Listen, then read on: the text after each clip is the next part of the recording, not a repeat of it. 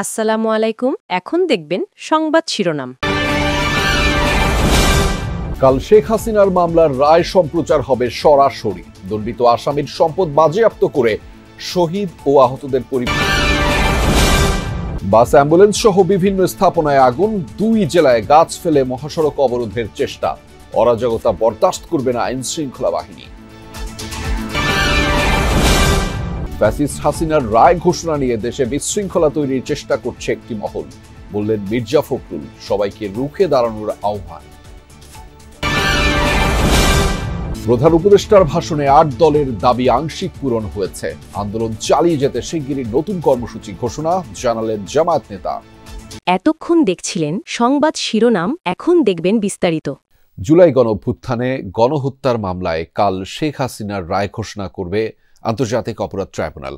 দেশি বিদেশি গণমাধ্যমে এটি সরাসরি সম্প্রচার করা হবে, জানিয়েছে প্রসিকিউশন। প্রসিকিউটরদের আশা, নারী হিসাবে রায়ে কোনো ধরনের অনুকম্পা পাবেন না শেখ হাসিনা। সাজা ঘোষণার পর আসামিদের সম্পদ বাজেয়াপ্ত করে গণঅভ্যুত্থানের শহীদ ও আহতদের পরিবারকে দেয়ার আবেদনের কথাও জানায় প্রসিকিউশন। জুলাই আগস্ট গণঅভ্যুত্থানে নিহত হয়েছেন কয়েকশো মানুষ, আহত হয়েছেন প্রায় 20,000। শিশু থেকে বয়স্ক কেউ বাদ যায়নি নৃশংসতা থেকে। মানবতা বিরোধী এমন অপরাধের প্রথম কোনো মামলার রায় ঘোষণা করতে যাচ্ছে আন্তর্জাতিক অপরাধ ট্রাইব্যুনাল। আসামি সাবেক প্রধানমন্ত্রী শেখ হাসিনা, সাবেক স্বরাষ্ট্রমন্ত্রী আসাদুজ্জামান খান কামাল ও সাবেক আইজিপি চৌধুরী আবদুল্লাহ আল মামুন। কি সাজা হতে পারে তাদের, তা নিয়ে সর্বমহলে আছে নানা জল্পনা। ট্রাইব্যুনালের প্রসিকিউশন ব্রিফিংয়ে জানিয়েছে, এই মামলার রায় ঘোষণা সরাসরি সম্প্রচার করবে বাংলাদেশ টেলিভিশন, ট্রাইব্যুনালের ফেসবুক পেজ ও আন্তর্জাতিক সংবাদ সংস্থা রয়টার্স। এছাড়া রাজধানীর কয়েকটি পয়েন্টে বড় পর্দায় রায় ঘোষণা সরাসরি দেখাবে সংস্কৃতি মন্ত্রণালয়। আমরা আশা করছি যে কালকেই এই ট্রাইব্যুনাল উক্ত মামলার রায় ঘোষণা করবেন। প্রসিকিউশনের পক্ষ থেকে আমরা এই মামলার রায় রিসিভ করার জন্য প্রস্তুত আছি। প্রসিকিউটর গাজী এম.এইচ. তামিম মনে করেন, অপরাধের মাত্রায় নারী হিসেবে অনুকম্পা পাওয়ার সুযোগ নেই শেখ হাসিনার। রায় প্রদানের ক্ষেত্রে নারীকে আমাদের সাধারণ আইনেও কোনো আলাদা প্রিভিলেজ দেওয়া হয়নি, আর আমাদের এই আইনেও কোনো আলাদা প্রিভিলেজ নেই। অর্থাৎ রায় প্রদানের ক্ষেত্রে আসামি নারী হোক পুরুষ হোক, তিনি তার অবস্থানে থেকে কি অপরাধ করেছেন সেই অপরাধের গ্র্যাভিটি বিবেচনা করে শাস্তি প্রদান করা হবে, বা মামলা প্রমাণ না হলে খালাস প্রদান করা হবে। কালকে যদি রায় হয় এবং রায়ে যদি ট্রাইব্যুনাল ওনার বিরুদ্ধে শাস্তি প্রদান করেন, তাহলে আমরা আরেকটি কনভিকশন ওয়ারেন্টের আবেদন ইন্টারপোলে আবার পাঠাবো তার বিরুদ্ধে রেড নোটিশ জারির জন্য। জুলাই গণহত্যা মামলার রায় ঘিরে কয়েকটি জেলায় যানবাহন, স্থাপনা এবং স্মৃতিস্তম্ভে নাশকতার ঘটনা ঘটেছে। দুর্বৃত্তরা অ্যাম্বুলেন্সে, ব্যাংকে, বাসে পেট্রোল বোমা ও ককটেলের বিস্ফোরণ ঘটিয়ে কিংবা আগুন দিয়ে পালিয়ে যায়। এতে আতঙ্ক ছড়িয়ে পড়ে এলাকাগুলোতে।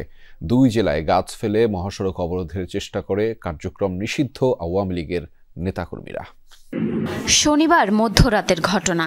সামাজিক যোগাযোগ মাধ্যমে ছড়িয়ে পড়া একটি ভিডিওতে দেখা যায়, এক যুবক লম্বা একটি লগির মাথায় আগুন জ্বালিয়ে বগুড়ার শেরপুরের গ্রামীণ ব্যাংকের একটি শাখায় আগুন দিচ্ছে।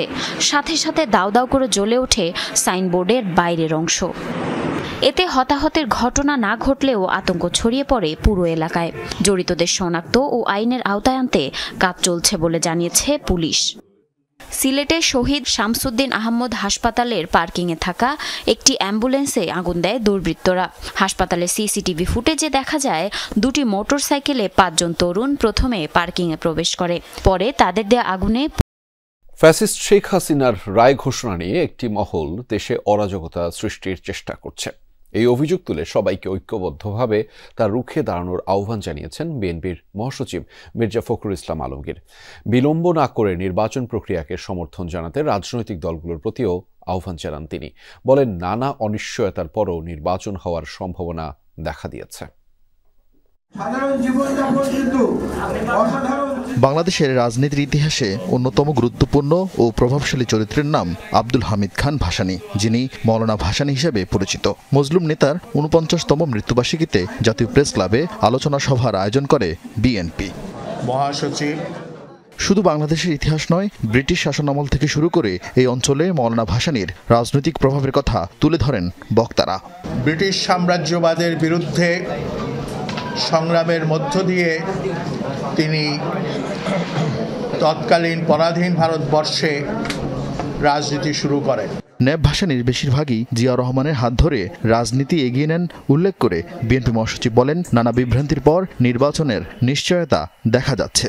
অনেকটা বিভ্রান্তি অনিশ্চয়তার মধ্যে দিয়েও কিন্তু এই নির্বাচনের এখন একটা সম্ভাবনা দেখা দিয়েছে যে 26 ফেব্রুয়ারি মাসে এই নির্বাচন অনুষ্ঠিত হবে। এখানে কিছু গোষ্ঠী কিছু মহল বিভিন্ন রকম দাবি তুলে নির্বাচনকে ব্যাহত বা বন্ধ বিলম্বিত করতে চায়। আহ্বান জানাবো সমস্ত রাজনৈতিক দলগুলোর কাছে যে কাল বিলম্ব না করে নির্বাচন প্রক্রিয়াকে সমর্থন জানিয়ে এই দেশের মানুষের তাদের প্রতিনিধি নির্বাচিত করার সুযোগ সৃষ্টি করে দেওয়ার জন্য। মানবতা বিরোধী অপরাধের মামলায় শেখ হাসিনার বিরুদ্ধে রায় ঘোষণাকে কেন্দ্র করে আতঙ্ক ছড়ানোর চেষ্টা চলছে, অভিযোগ মির্জা ফখরুলের। গণহত্যার বিরুদ্ধে অবাধ ও সুষ্ঠু নির্বাচনের জন্য 8 দলের চলমান যে আন্দোলন প্রধান উপদেষ্টার ভাষণে তার আংশিক পূরণ হয়েছে, তাই দাবি আদায়ে আন্দোলন চালিয়ে যাওয়ার ঘোষণা দিয়েছে জামাত সহ আন্দোলনরত 8 দল। দ্রুতই নতুন কর্মসূচি ঘোষণা করা হবে বলেও জানিয়েছেন দলগুলোর নেতারা। প্রধান উপদেষ্টার ভাষণ ও দেশের চলমান রাজনৈতিক পরিস্থিতি মূল্যায়নে বৈঠক করেছে জামায়াত সহ সমমনা 8 দল। বৈঠক শেষে সাংবাদিকদের সাথে কথা বলেন জামায়াতের সেক্রেটারি জেনারেল মিয়া মোহাম্মদ গোলাম পরোয়ার। সাথে উপস্থিত ছিলেন দলগুলোর সিনিয়র নেতারা। 8 দলের পক্ষ থেকে বলা হয়েছিল যে এই কারণে গণভোটটা আগে হওয়া দরকার। তারা বলেন, প্রধান উপদেষ্টার ভাষণে সব রাজনৈতিক সংকট দূরীভূত হয়নি, তাই 5 দফা দাবিতে 8 দলের আন্দোলন চলবে। যে আমাদের যে দাবিগুলো এখনো পূরণ হয়নি, আংশিক পূরণ হয়েছে, সেই দাবির সংগ্রামে রাজপথে 8 দলের কর্মসূচি ইনশাআল্লাহ অব্যাহত থাকবে। দেশের অধিকাংশ জনগণের অনুভূতি আকাঙ্ক্ষা সরকারের রিয়ালাইজ করা উচিত। নির্বাচন কেন্দ্র করে প্রশাসনে যে রদবদল হচ্ছে তাতে একটি দলের মতামতকে প্রাধান্য দেওয়া হচ্ছে বলে অভিযোগ করা হয়। অন্তর্বর্তী সরকার নিরপেক্ষ ভূমিকা পালনের আহ্বান জানানো হয়। প্রশাসনে যেভাবে রদবদল চলছে, মাঠে নির্বাচনে সব দলের সমান অধিকার, এই সমতা রক্ষার যে দাবি আমাদের 5 দফার অন্যতম দাবি, সেটা ভঙ্গ হচ্ছে। আমরা দেখতে পাচ্ছি একটি দলকে খুশি করার জন্য কোনো গোপন সলা পরামর্শে হয়তো এই কাজটা চলছে। এ ব্যাপারে প্রধান উপদেষ্টাকে নিরপেক্ষ থাকার জন্য আমরা আহ্বান জানাচ্ছি। 8 দলের মতে গণভোটে হা জয়যুক্ত করতে সরকারকেই প্রচারণা চালাতে হবে। কোন দল গণভোটের বিপক্ষে প্রচারণা চালালে জনগণ তাদের প্রত্যাখ্যান করবে। গুরুত্বপূর্ণ মৌলিক যে সংস্কারগুলো গণভোটে যাচ্ছে কমিশনের পক্ষ থেকে, তার অনেক সংস্কারের ব্যাপারে একটি দল বিরোধিতা করেছিল। আমরা কিন্তু সেই সংস্কারগুলো চেয়েছিলাম। সেই কারণে আমরা এই সংস্কারের পক্ষে আছি এবং আমরা দেশবাসীকে এই সংস্কার প্রস্তাবের পক্ষে হা ভোট দেওয়ার জন্য একই সঙ্গে আমরা